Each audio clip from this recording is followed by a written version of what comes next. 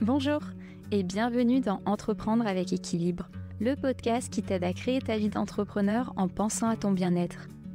Pris dans nos projets pro et le rythme palpitant de la vie d'entrepreneur, parfois on s'oublie.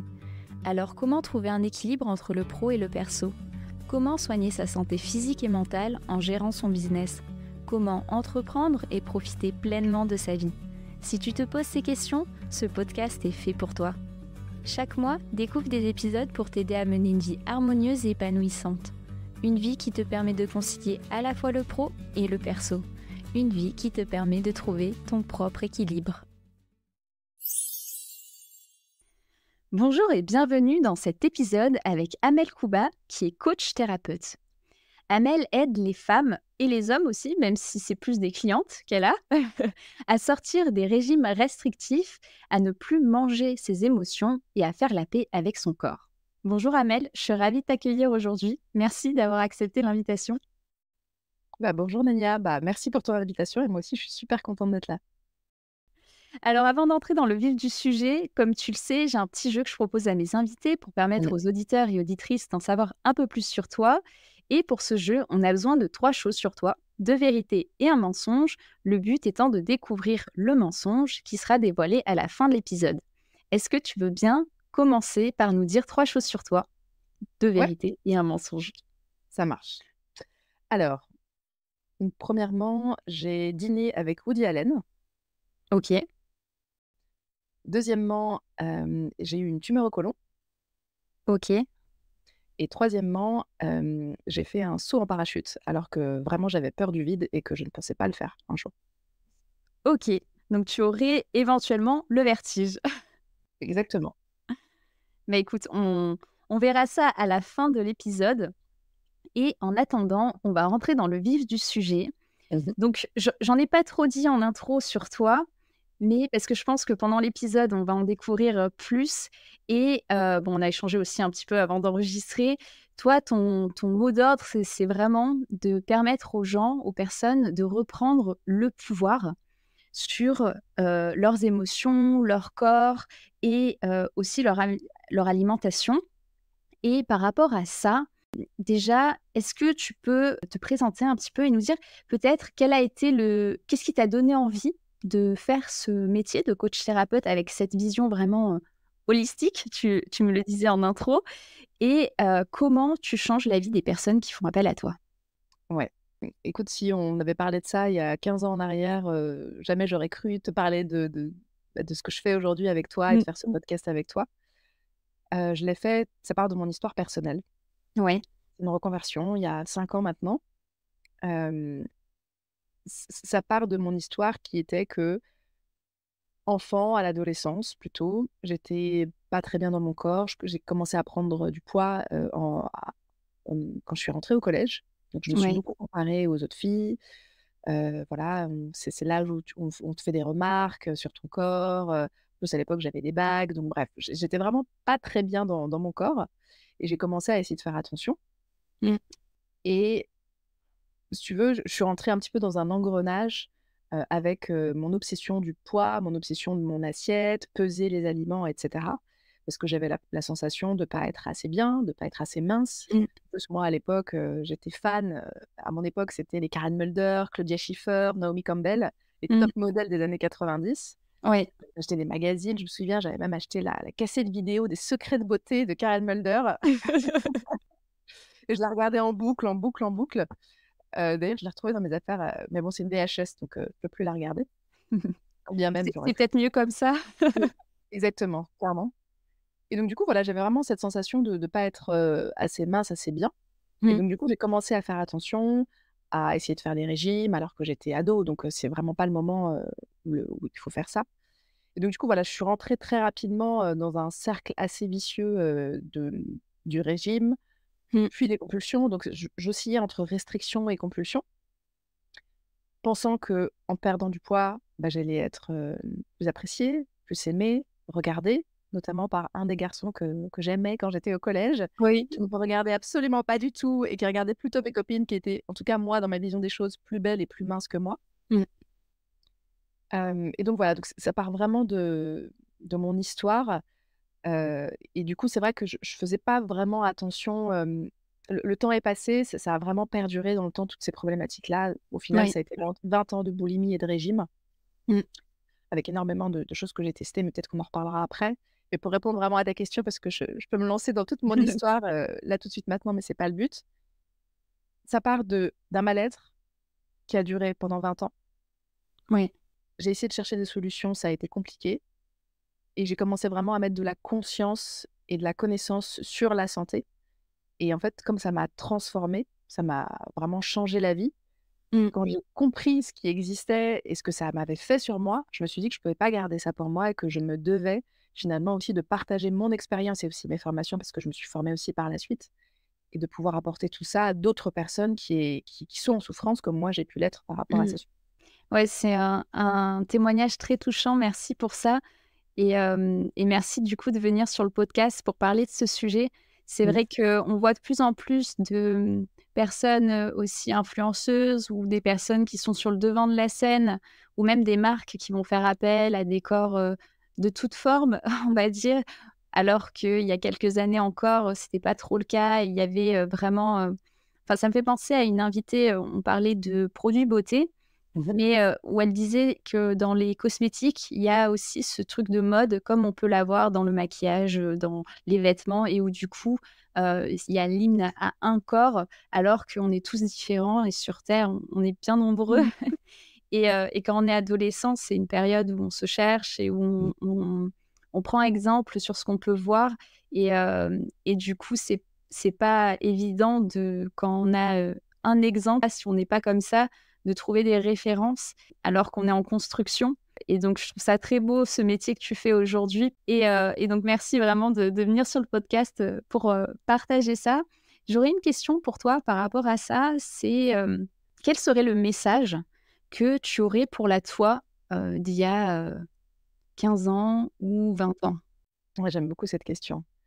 C'est ce que j'étais en train de me dire quand je t'entendais parler, quand tu disais ça, c'est que je pense que l'une de mes missions, c'est vraiment la déconstruction Mmh, de ce qu'on peut, apprendre ou croire qu'on apprend, ou croire qu'on sait. ouais. Parce qu'effectivement, moi, à l'époque, ce que j'aurais adoré, le message que j'aurais aujourd'hui à la ancienne Amel, c'est qu'effectivement, il y a une diversité des corps, qu'il y a autant de corps que de personnalités, que Oui. d'êtres humains sur cette terre, que la diversité des corps existe, que je ne suis pas moins bien si, par exemple, j'ai plus de hanches ou plus de fesses, que d'autres personnes. Parce qu'en plus, je Mmh. suis marocaine, donc oui, forcément, je j'ai pas le corps de Karen Mulder, parce que Karen Mulder, elle vient du Nord, elle est norvégienne, si je dis pas de bêtises, donc c'est pas du tout la même morphologie, en fait. Mmh mh. J'aurais vraiment aimé qu'on me dise: «Tu es assez telle que tu es, Mmh. tu es belle, tu es parfaite telle que tu es» et que bien sûr, il y a des choses que tu peux, peut-être modifier si tu en as envie, parce que c'est OK aussi d'avoir envie de mincir ou Mmh. d'avoir envie de prendre du poids. Moi, ça m'arrivait d'avoir des clientes qui avaient envie de mincir et bien sûr, je les aide. D'autres qui avaient envie de prendre du poids parce qu'elles se Mmh. sentaient trop maigres et aussi pas bien, parce qu'on parle souvent du surpoids et du mal-être d'être en surpoids, mais il y a aussi beaucoup de personnes qui Ouais. souffrent d'être en sous-poids. Mmh. Et voilà, juste de me rassurer, de me dire que je suis très bien comme je suis et aussi d'avoir un peu plus de connaissances et d'ouverture sur ça, d'expliquer à la ancienne Amel, hem, que en fait, c'est OK et que c'est pas pour autant que je suis moins bien ou que je suis moins que les autres. Mmh. Un beau message.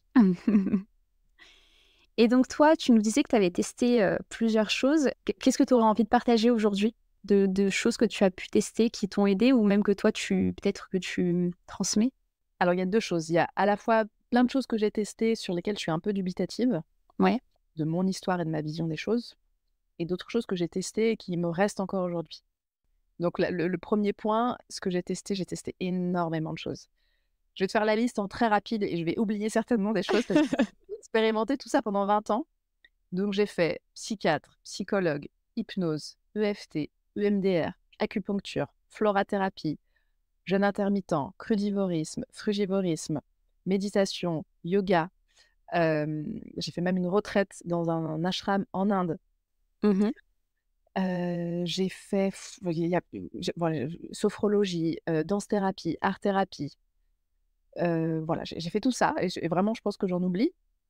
Et ça a été très intéressant parce que chacun m'ont apporté des petites, chacun a mis leur pierre à mon édifice, on va dire, Ouais. dans ma compréhension de qui j'étais. Mais ça n'a pas tout révolutionné comme je le croyais. C'est-à-dire qu'à chaque fois que j'allais voir une nouvelle personne, thérapeute, médecin et cetera, je croyais que ça allait être la clé, la solution magique à tous mes problèmes. Or, ça n'a pas été le cas. Alors, est-ce qu'une solution magique existe? Non, mais par contre, une partition de musique, c'est-à-dire qu'une note seule ne Ouais. peut pas être magique, mais une partition entière avec plusieurs notes peut créer des magnifiques Mmh. musiques, en fait. Ouais, ouais. Puis c'est vrai là quand tu parles, moi il y a des choses, je sais même pas ce que c'est. Mais Mmh. je vais peut-être pas revenir sur tout parce que sinon on va faire un épisode, à rallonge et certainement qu'il y a pas mal de choses que tu as pu tester et qui t'ont apporté et tu vas en reparler par la suite. Mmh. Mais ce que je remarque en tout cas et tu peux me dire ce que tu en penses toi, c'est que ça prend plusieurs parties. Il y a, les psychiatres, psychologues, ça va être sur la partie peut-être plus, raisonnement, voir peut-être qu'est-ce qui s'est passé dans le passé, introspection, intellectuellement, voilà, avoir une certaine réflexion.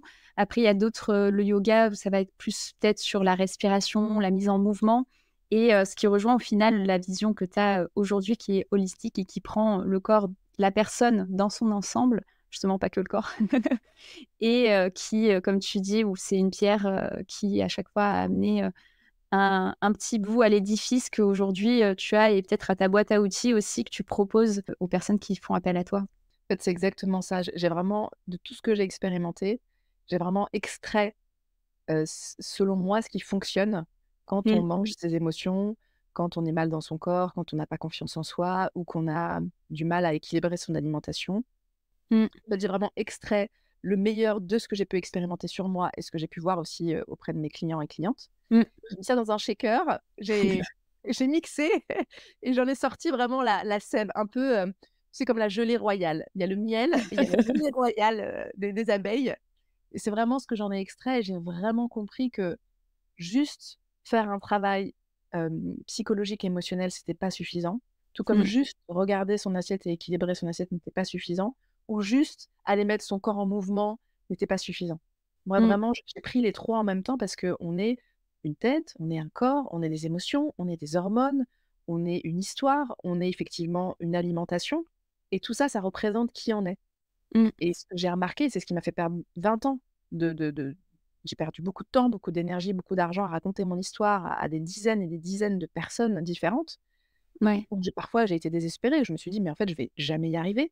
Des personnes plus ou moins bienveillantes, plus ou moins qui comprenaient mon histoire parce que rares étaient les médecins ou thérapeutes qui avaient vécu ce que j'avais vécu. Donc parfois même, je leur mentais, j'avais honte de leur dire: «Bah, voilà, écoutez, là, j'ai fait une compulsion», voire même je me suis fait vomir. Je vraiment, c'est la honte et la culpabilité Mmh. qui Mmh. me ressortaient beaucoup et je sais que c'est aussi le cas de beaucoup de personnes que j'accompagne. Et voilà, j'ai vraiment compris que c'était cette vision globale, de tout ce qu'on est en tant qu'être humain, de travailler sur tous ces aspects en même temps qui permettait vraiment un vrai résultat. Mmh. Je compare ça vraiment comme un sportif de haut niveau. Le sportif de haut niveau, il va pas juste se contenter d'aller s'entraîner dans son sport. Il va faire attention à son sommeil, il va faire Ouais. attention à sa respiration, il va faire attention à son alimentation, il va avoir quelqu'un qui va le masser, il va avoir quelqu'un qui va tu vois? Et du coup, c'est vraiment une prise en charge globale qui, selon moi, amène des vrais résultats profonds et sur le long terme, parce que c'est ça qu'on veut, hein. Oui. Faire un régime sur, 1 mois, 2 mois ou faire du yoga sur 1 mois, 2 mois, c'est sympa, mais c'est pas ça qui, potentiellement va te faire tenir sur le long terme et faire en sorte que ça soit vraiment intégré en toi. Mmh. Oui, c'est, à la fois travailler sur, bon, j'en parlais rapidement en intro et c'est, les mots que tu m'avais dit toi-même, en off avant qu'on enregistre, de reprendre le pouvoir sur, son corps, ses émotions et son alimentation qui sont des éléments externes, en partant de soi, en fait. Et d'ailleurs, à ce propos, quelles seraient les astuces que tu aurais envie de partager aujourd'hui à quelqu'un qui nous écoute et qui, se sent mal dans son corps ou a une image de soi qui est, très, négative pour, faire la paix avec son corps, avoir une meilleure image de soi? Oh, j'aurais tellement de conseils, mais si j'arriverais à peut-être en extraire certains, qui peuvent paraître un peu, bateaux et banals dit comme ça, mais qui ont vraiment un gros impact parce que c'est ce que je vois moi dans mes séances et dans mes accompagnements. Premièrement, c'est vraiment la bienveillance avec soi-même. Ouais, Parce que on est vraiment très dur, oui. très perfectionniste, très on se met beaucoup de pression, en fait. Mmh mh. Et souvent le langage intérieur est très révélateur. Oui, C'est-à-dire que je suis sûre, si vous nous écoutez, si vous vraiment 2 secondes, vous êtes honnête avec vous-même, comment vous vous parlez tous les jours? Très ouais, souvent, c'est: «J'ai pas fait assez, j'aurais dû, oh là là, c'est pas vrai, j'ai pas fait ci, j'ai pas fait ça». Enfin, on a vraiment un discours interne très, ouais, très, très dur. Donc, 1er conseil, ça serait vraiment de faire attention à son langage interne parce que ça conditionne, finalement nos journées, ça conditionne nos pensées, nos émotions et nos croyances. mmh mh. Je dirais que, bah, en fait, notre monde intérieur est le reflet de notre monde extérieur.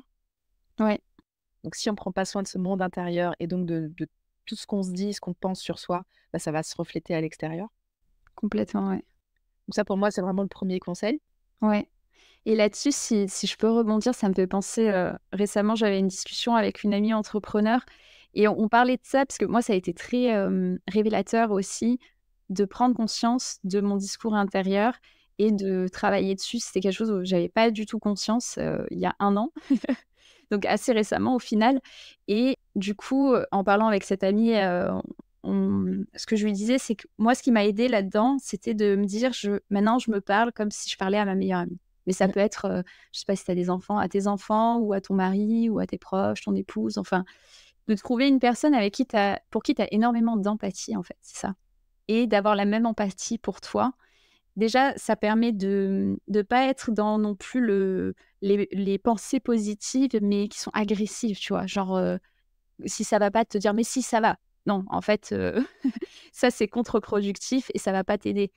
Et une amie, si elle est mal, tu peux pas lui dire: «Mais si, ça va, t'inquiète».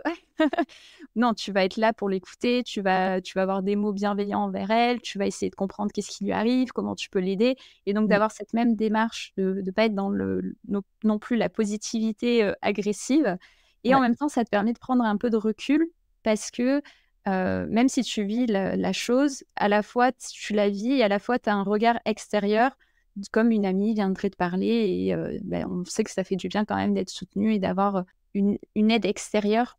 mmh, Alors des fois, ça vaut le coup aussi, d'aller se faire aider vraiment par, un coach, une coach. Mais, déjà pour le discours interne, moi je sais, c'est ça qui m'avait pas mal, aidée et aussi ça m'a fait penser là quand tu parlais de ça, à une autre anecdote. C'est, quand j'étais ado, bah, pareil, il y a eu toute une phase ou même, jeune adulte, toute une phase où, j'enchaînais des régimes, je faisais le yo-yo, constamment et j'avais un focus sur mon ventre qui était pas assez plat, tu vois? Et il y a une fois où je m'étais dit: «Bon, là, tout ce que tu as essayé, ça marche pas» et mmh. donc je m'étais dit: «Je vais essayer de donner de l'amour à mon ventre». Tu vois? Ça paraît un peu bête dit comme ça, mais donc je parlais à mon ventre comme si c'était, je sais pas moi, que comme tu parles, tu peux parler à une autre personne, quoi et je lui disais que, je l'aimais comme il était, qu'il n'était pas encore comme j'aimerais qu'il soit, mais Mmh. que je l'aimais déjà et que, ça viendra, que petit à petit, on y arrivera ensemble et je sais qu'à l'époque, ça m'avait déjà, soulagée, en fait, parce qu'il y avait ce truc de: «OK, c'est pas comme je le souhaiterais, mais ça je vais y tendre et ça m'empêche pas, à l'instant T, de me donner de l'amour déjà» et donc ça avait été assez bénéfique de faire ça. Ça m'a fait penser à ça quand tu disais ça. Ouais, c'est super et c'est l'une des choses que je fais faire aussi, aux personnes que j'accompagne. Ouais, Il y a toute une phase, comme je te disais, moi, j'ai une vision holistique globale, donc du coup, il y a vraiment, des aspects où on va se reconnecter au corps et effectivement, faire attention à son discours intérieur, mais aussi faire attention à ce qu'on se dit corporellement à son corps. mmh mh. Parce qu'on peut être très dur aussi le matin quand on se réveille, quand on essaye de s'habiller. Vraiment, je sais ce que c'est parce que je l'ai vécu, hein, où Ouais, on passe, des minutes, voire des heures à essayer de trouver comment on s'habille, on s'en veut, on n'arrive pas à rentrer, la cuisse dans le pantalon et se dit: «Mais pourquoi?» et cetera. Bref, donc oui, clairement parler à son corps et lui donner de l'amour comme on parlerait à sa meilleure amie ou à son enfant, à sa nièce, à son neveu, c'est essentiel en fait. On est tellement beaucoup plus en bienveillant, empathique envers les autres et on a beaucoup de mal à le faire envers soi donc ouais, je suis entièrement d'accord. Donc, tu nous disais en première astuce la bienveillance envers soi-même. Ouais. Quelle autre astuce tu voulais ajouter? La deuxième astuce, moi, ce que j'aurais envie de dire aussi, c'est de vraiment prendre en considération son corps. Ouais. Parce que très souvent aussi, on est coupé entre la tête et le corps. On est dans un système, dans une société où on met beaucoup l'accent sur la tête, l'intellectuel, le psychologique, qui est super et qui est hyper important. Malgré tout, en réalité, nos émotions sont ressenties à 80 par notre corps et à 20 Mmh. par notre tête. Et quand on ressent une émotion, ça passe d'abord par le corps. Et Ouais. nous et on croit que nous, c'est l'inverse, en fait. Et on va aller voir des personnes, des thérapeutes, des psys, des coachs, peu importe. Ça a été mon cas aussi, où on va, parler. En fait, on est constamment Mmh. assises pour parler de nos problématiques. Or, pour moi, c'est une hérésie, sachant que 80 de nos émotions passent par le corps. Donc la deuxième astuce, c'est n'oubliez pas votre corps et faites des choses aussi de libération émotionnelle, quelle qu'elle soit, aussi avec votre corps, parce que il se passe tellement de choses dans le corps, ça se cristallise. Mmh. Voilà, quand on souvent, hein, on dit, le mot maladie, c'est le mal qui dit et généralement ça se passe dans le corps. Quand on va être bloqué du dos, quand on va avoir, des tendinites à répétition, quand on va avoir mal au ventre, la peur au ventre, toutes les Ouais, il y a expressions. plein d'expressions, à la gorge nouée, Exactement, et en fait, finalement, ce sont des expressions qui sont que reliées à notre corps et Mmh. on a tendance un peu à l'oublier, donc voilà, on se lève et on fait aussi, parler et mettre en mouvement le corps parce que c'est un impact énorme. Mmh. Et du coup, pour faire parler son corps, qu'est-ce que tu conseillerais? Qu'est-ce qui a pu marcher pour toi? Mettre en mouvement son corps, c'est-à-dire? En fait, il y a autant de possibilités. Je te parlais en off du mot liberté qui pour moi est important aussi dans ma vie, dans ma vision. Liberté dans tous les sens du terme, Mmh. liberté de manger, liberté de mettre ce que j'ai envie de mettre, liberté d'aimer, liberté de ne pas aimer, liberté de dire, de ne pas dire, peu importe. Mais finalement, ce qui est génial, c'est qu'on a la chance d'avoir plein de pratiques. Moi, je sais qu'il y a plusieurs pratiques, mais qui m'apportent des choses différentes. Ouais. Moi, par exemple, le sport, j'adore ça. Je fais du renfo, je fais de la muscu. Ça a un côté très, énergie yang. Donc là, c'est vraiment, je vais libérer, le côté, force qui est en moi et donc ça va vraiment me donner de l'énergie dans une énergie plutôt, yang. Ouais. Mais si je fais que ça me va pas. J'ai besoin aussi d'aller vers d'autres choses, plus yin, donc plus de douceur. Donc ça peut être du yoga, ça peut être, de la danse, effectivement la danse intuitive. Moi, c'est ce que je Mmh. pratique aussi beaucoup pour moi et que je suis en train de mettre en place aussi dans mes accompagnements. Ça peut être des exercices, voilà, de relaxation, de détente, pareil aussi que je mets dans mes accompagnements, parce que je mets le corps en mouvement, hein, dans mes accompagnements. Mmh. Et la marche aussi, j'adore la marche. Je ne sais pas si toi, ça t'est déjà arrivé et si ça parle aux personnes qui nous écoutent, mais combien de fois j'étais chez moi, devant mon ordi, j'essaye d'avancer sur un truc, ça me prend la tête et là je dis: «OK, ferme ton ordi, sors» et là je marche, je coupe tout et rien que le fait de marcher, même si, c'est pas forcément dans la nature parce que je préfère marcher au bord de la mer, Ouais. mais j'habite à Paris, donc c'est à Paris. Rien que le fait, en fait, de marcher, ça a été prouvé scientifiquement en plus que ça te Mmh. permet de réoxygéner ton cerveau et du Ouais. coup, tu vois plus du tout, le challenge d'avant ou ta problématique d'avant de la même façon. Tu vois les Mmh. choses sous un Mmh. autre angle et je reviens après 30, 1 heure et demie de marche et en fait, le truc a changé et je suis dans une autre dynamique. Ouais, c'est vrai, ça t'apporte des alternatives, des solutions. Tu as des idées comme ça qui pop up de nulle part. Ça, Effectivement, ouais.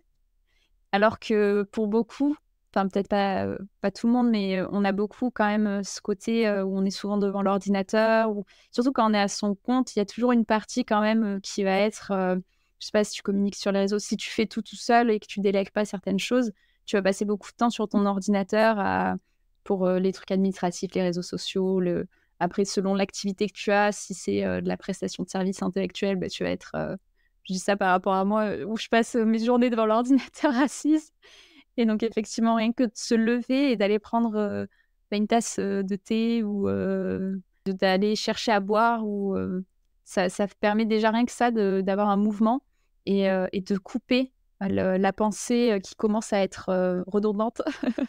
Le point de focus qui veut pas partir, tu sais? exactement et Mmh. et justement, c'est dans ce que tu décris, c'est en fait, ce qui se passe dans notre cerveau, c'est-à-dire qu'on a une partie qui s'appelle l'amygdale. C'est comme un peu, le bouton rouge, de la sonnette d'alarme, quoi, le gros bouton Mmh. rouge de la sonnette d'alarme.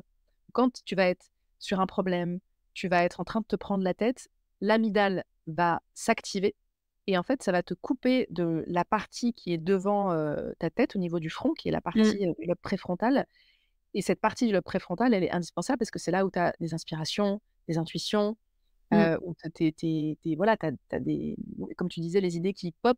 Ouais, la C'est vraiment créativité. la Mmh. créativité, exactement, ce qu'on peut appeler aussi le troisième œil, en yoga et en fait, quand ton amygdale s'active, parce que trop de stress ou trop dans un truc de: «Ah, je vais y arriver», un peu énervé et bah, ça te coupe justement de cette partie du lobe préfrontal et donc Mmh. du coup de toute cette, partie, créative, intuitive et cetera et le fait de couper, d'aller marcher, de faire autre chose et bah, finalement, ça permet d'apaiser cette amygdale qui était en train de s'exciter et de pouvoir se remettre dans une autre dynamique. Ouais, complètement. Est-ce que tu as d'autres astuces que tu voulais partager? Bah, la dernière que j'aimerais partager, c'est attention à toutes les informations sur internet. En fait, trop d'infos tue l'info. Ce que je remarque, ça a été mon cas une fois de plus, hein, donc quand je dis de toute façon, tout ce que je partage, c'est des choses que j'ai moi-même expérimentées, donc il y a vraiment aucun jugement, bien au contraire. Ouais. Toutes les erreurs aussi que j'ai pu faire, j'ai beaucoup de personnes qui viennent me voir et qui me disent: «Non mais moi, Amel, je connais tout sur l'alimentation. J'ai lu X bouquins, j'ai vu telle vidéo». Enfin, généralement, ce sont des personnes qui sont très, très calées sur la nutrition, mais à force d'être trop calées, elles savent plus ce qui leur correspond à elles personnellement, en fait. Mmh. Et c'est là où elles perdent justement le contrôle, elles perdent le pouvoir sur ce qui est important pour elles, sur leurs signaux de satiété, sur ce dont leur corps a besoin. Et du coup, voilà, j'aimerais juste vraiment dire: faites attention à ce que vous pouvez lire parce qu'effectivement, tu ouvres internet, tu as l'impression que tous les régimes possibles et inimaginables sont géniaux. Tu vois que telle personne, ta voisine, ta copine, ton frère, ta sœur, il a fait ça et ça lui a révolutionné sa vie. Elle est en meilleure santé, elle a perdu 10 kilos, donc tu dis: «Ah, c'est ça la vérité, donc tu vas faire ça». Ouais. C'est faux et qu'on est vraiment tous et toutes différents et différentes, avec des histoires différentes, avec des corps différents aussi, même s'il y a bien sûr, il y a des règles et des bases, des principes évidemment en nutrition, mais trouver ce qui nous correspond personnellement, ça se trouve pas sur internet. Donc voi vigilance et vraiment cette phrase de: «Trop d'informations tue l'information et tue votre instinct alimentaire». Mmh. Et comment on peut faire la part des choses du coup? Parce que si, s'informer, je pense, ça fait partie du process aussi. C'est normal de vous chercher des ressources, externes et d'ailleurs, c'est marrant parce qu'une des questions que j'avais envie de te poser aussi, c'est quelles, ressources tu conseillerais? Mais on y Mmh. reviendra plus tard. Mais comment on peut faire la part des choses pour à la fois ne pas se perdre dans l'information et y avoir quand même accès? Mmh. C'est une super question et c'est hyper délicat d'y répondre. Moi, ce que j'aime bien dire, j'ai 2 métaphores que j'adore.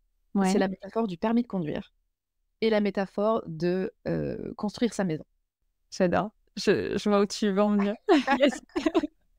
C'est-à-dire qu'en soi, tu peux rentrer dans une voiture, tu peux accéder à tu t'achètes une voiture, tu Mmh. rentres dans ta voiture, OK, tu t'assois et tu peux essayer de conduire. Il y a rien de compliqué. Sauf qu'en vrai, enclencher, le moteur, passer tes vitesses, savoir quelle pédale te fait avancer, bah, ça, en fait, ça s'improvise pas. Mmh. Et malheureusement, on nous l'apprend pas à l'école, hein. Il y a plein de sujets qu'on nous apprend pas à l'école. On nous apprend un petit peu des choses de base, mais à mon sens, des sujets comme les finances, le sexe ou l'alimentation, ça reste encore des sujets plus ou moins un peu tabous, je trouve, et qu'on n'aborde pas et on n'est pas éduqué sur sur Ouais. ces choses-là, en fait. Du coup, on va nous apprendre des choses de par notre culture, de par notre famille. On va pas manger la même chose, bah, si, tu es, au Japon ou si tu es au Maroc. Moi, Mmh. j'ai été élevée dans une culture marocaine, donc effectivement, je mangeais pas des sushis, à tous les repas, malheureusement parce que j'adore le poisson. Donc on est déjà avec un bagage, mais quand on commence à se perdre, qu'on commence à avoir des compulsions, qu'on a pris du poids, qu'on sait plus, je pense que c'est important de faire appel à un moniteur justement Mmh. d'auto-école ou la métaphore de la maison. Tu veux construire ta maison, bah oui, tu as besoin de faire appel potentiellement à un architecte, à des personnes qui vont t'aider, te guider et t'apprendre comment construire ta maison, en fait. Mmh. Donc c'est vrai que c'est mon expérience qui parle. Moi, j'ai perdu 20 ans à essayer de faire ça par moi-même, à lire des bouquins, à regarder des vidéos sur YouTube, à acheter des petits e-books à droite, à gauche. Mais c'est le jour où vraiment quelqu'un m'a pris en main, avec qui j'ai pu comprendre comment moi je fonctionnais. Et d'ailleurs, c'est ce Ouais. que je fais. Moi, j'ai des questionnaires de profilage alimentaire, hein, je n'invente pas ça. Il y a vraiment des principes de base que j'applique à la personne, mais avec vraiment des questionnaires pour savoir quelle est la carte d'identité alimentaire de la personne. Et en fonction de ça, eh ben, j'ajuste et on va lui mettre des choses à la fois santé et plaisir, hein, parce que l'idée, c'est pas de se dire tu as le droit de manger ça ou tu n'as pas le droit de manger ça. Bien au contraire. Mmh. C'est pour ça que je me bats contre les régimes et qu'il y a une phrase que j'adore dire qui est «j'emmerde les régimes». On adore, on adore. Donc voilà, en tout cas, à mon sens, quand on se sent perdu, parce que pour plein de personnes, c'est intuitif et c'est pas un sujet. Mais pour d'autres personnes qui ont perdu cet instinct alimentaire, bah, à un moment donné, c'est effectivement de se faire accompagner, se faire Mmh. guider, comme on irait voir un moniteur d'auto-école parce qu'on a besoin d'apprendre à conduire, en fait. Ouais, d'être pris par la main, au moins, au début, pour, Exactement, avoir les bonnes habitudes, les bons réflexes, savoir qu'est-ce qui nous correspond à nous et ne exactement. plus se perdre dans la masse d'informations. Mmh. C'est tout à fait ça. Moi, en tout cas, ma vision des choses, c'est pas de faire des suivis pendant 1 an, 2 ans, 3 ans, 10 ans, 15 ans. Si ça fait 15 ans que vous êtes en suivi avec quelqu'un, il y a un problème. Mmh. Moi, l'idée, c'est sur quelques mois, j'aide la personne à effectivement conduire sa voiture et après, Mmh. elle est libre en autonomie, elle est libre une fois de plus. Cette notion de liberté, pour moi, elle est hyper importante. Elle sait comment conduire sa voiture et bah, après, elle peut, conduire où elle veut, quand elle veut et elle a plus besoin de moi, quoi. Vraiment cette idée de liberté et d'autonomie, elle est hyper importante. Ouais.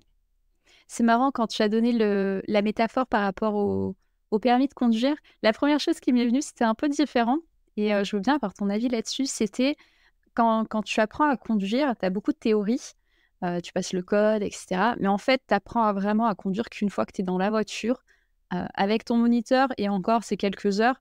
Le là où tu apprends vraiment à conduire, c'est quand tu as ton permis et que tu es sur la route tout seul face à la route et que tu dois te faire confiance et faire confiance à tes réflexes. Qu'est-ce que tu penses de ça? Parce que ça pourrait être aussi du coup, tester, certaines choses pour, mais de pas seulement les lire, tu vois? La nuance que je veux apporter, de pas seulement avoir accès à l'information, mais de la tester aussi. Qu'est-ce que tu penses de ça? Non, mais je bois tes paroles. Je suis à 3 000 000 de pourcents d'accord avec toi. Moi, c'est pour ça que justement j'adore le coaching et que je me suis formée au coaching parce que la théorie, c'est bien, mais c'est pas ce qui fait le tout, en fait. Moi, dès la première séance, je dis à mes clients et à mes clientes: «On va faire du test and learn». Je vais Mmh. t'inviter, je vais te proposer des choses à faire, mais vraiment concrètement. Bien sûr, on va mettre de la conscience, de la compréhension. Je vais t'expliquer certaines choses pour que tu comprennes. On a besoin de comprendre en tant qu'être humain. Mais par contre, on va passer à l'action, en fait. Mmh. Parce que c'est le passage à l'action qui va permettre d'ajuster, de réajuster, de voir ce qui te convient, ce qui ne te convient pas. Je te fais des propositions et on va voir ce qui va te parler et ce qui ne va pas te parler. Tu vas me faire des feedbacks. Et moi, je suis en constant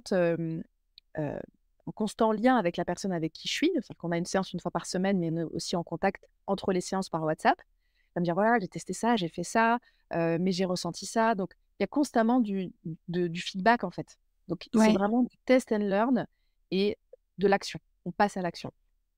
Mmh. Ça fait sens, yes.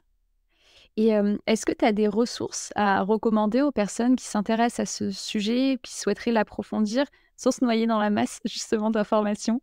Les ressources, en tout cas, moi, que je pourrais donner comme ça pour des personnes qui sont dans ces problématiques et qui se posent des questions et qui aimeraient des choses, on va dire, concrètes et pratico-pratiques.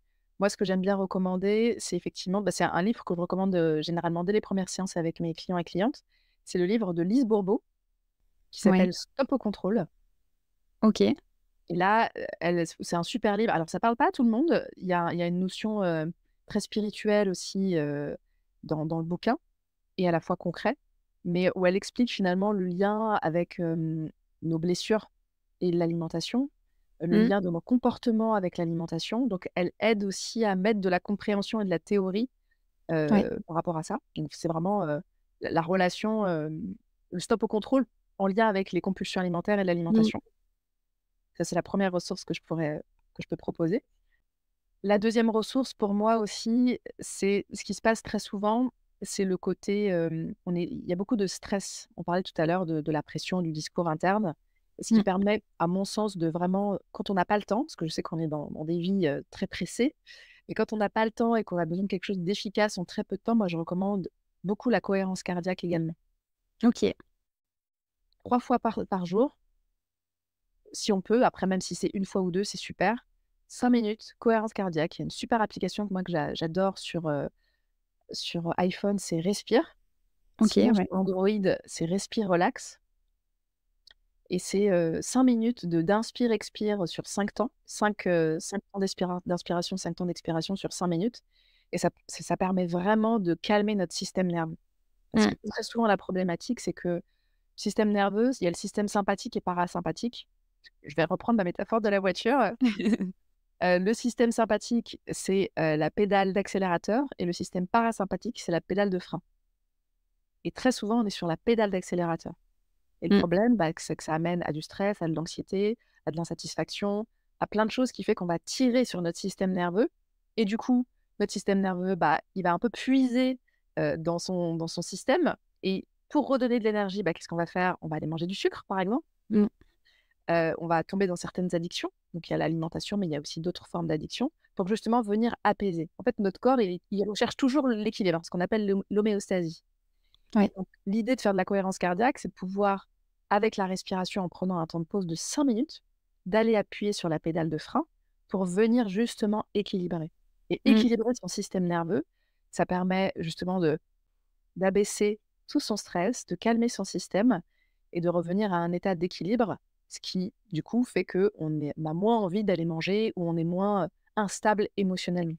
J'aime beaucoup aussi cette astuce dans le sens où c'est 5 minutes, donc c'est accessible. C'est ça. Et c'est 5 minutes qu'on s'accorde à soi qui permettent de vraiment avoir beaucoup de bienfaits. Donc j'aime beaucoup ce côté très accessible et Exactement. qu'on peut mettre en place directement sans matériel. C'est juste, on a déjà tout en soi, quoi. Exactement. Ouais, c'est sortir sa ressource, l'une de ses ressources, ouais, pour moi, c'est ça, c'est vraiment les 2 choses que je peux conseiller, le bouquin et la cohérence cardiaque. Et par rapport au bouquin, ce que je trouve aussi marrant, c'est que c'est Stop au contrôle. Et toi, Oui. tu nous parlais de reprendre le contrôle, justement. Est-ce que tu voudrais revenir sur cette nuance? Moi, d'ailleurs, j'aime pas trop le mot contrôle, je préfère dire pouvoir, Yes. mais c'est vrai qu'on dit souvent le mot contrôle, alors ça peut m'arriver aussi de l'utiliser parce que c'est plus un mot qu'on va utiliser que le mot pouvoir, finalement, je me rends Ouais. compte. Mais du coup, voilà, pour moi, c'est effectivement arrêter le contrôle pour aller vers plus de liberté, une fois de plus, et d'autonomie et du coup, d'aller reprendre son pouvoir. Parce que le mot contrôle, il y a un côté assez rigide, assez pressurisant, Mmh.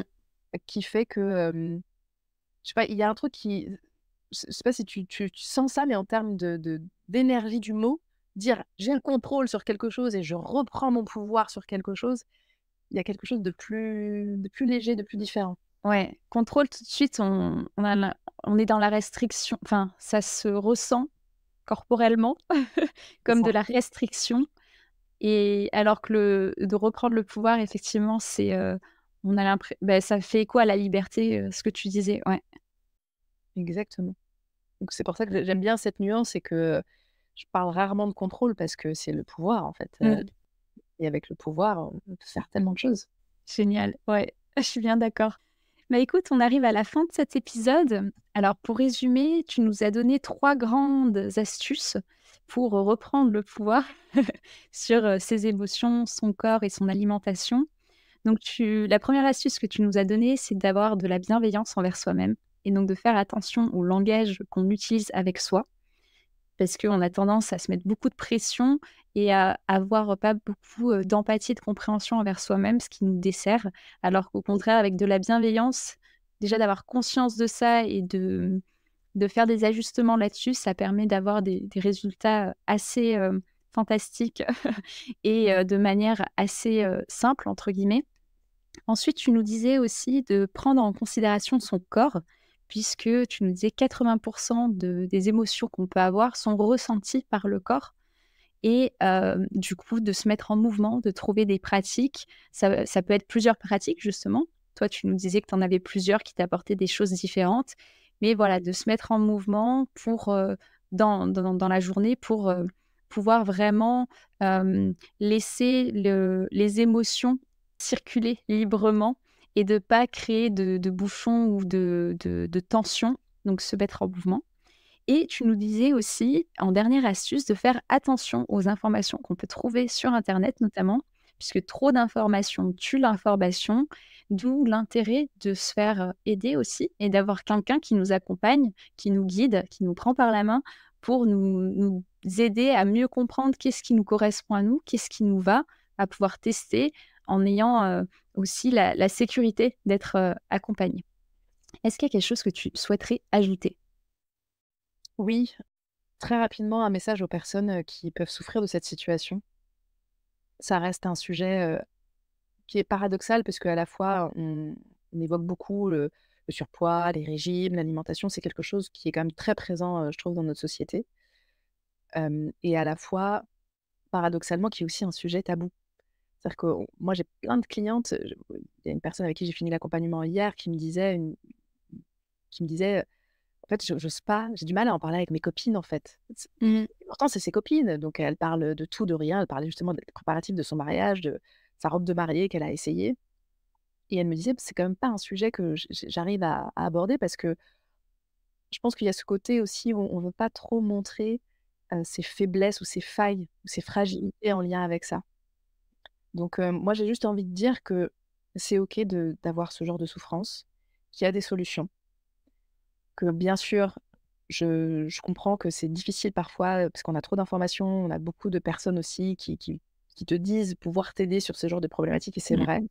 Moi, j'ai dû tester des dizaines et des dizaines, comme je te disais, de praticiens, de thérapeutes, de médecins avant de vraiment trouver moi ce qui me correspondait et c'est vraiment le coaching qui m'a vraiment, transformée parce qu'il y a vraiment cette notion de côté pratico-pratique et pas juste, j'étale ma vie et je parle de mon enfance, ma vie, mon histoire, ma mère, mon père. Oui, c'est vrai, bien sûr qu'on a une histoire et la psychologie peut aider, heu, pour comprendre certaines choses. Moi, d'ailleurs, j'aime bien travailler en alliance avec les 2. Je suis pas contre la psychothérapie, bien au contraire. Mais à un moment donné, OK, on a regardé ce qu'il y avait, dans le passé. Qu'est-ce que je fais de ça, en fait? Mmh. Parce qu'on a beau aller se vider, une fois qu'on rentre chez soi, bah, on est seul face à ce vide et qu'est-ce qui se Mmh. passe? On a envie de se remplir et c'est là où on va aller de nouveau manger et ça me rappelle des scènes où moi je rentrais de chez le psy et j'étais vidée, c'était bien, j'avais pleuré toutes les larmes de mon corps. Mais une fois que je rentrais chez moi, ça ne m'empêchait pas, en fait, d'aller dégommer mes placards et mes paquets de gâteaux.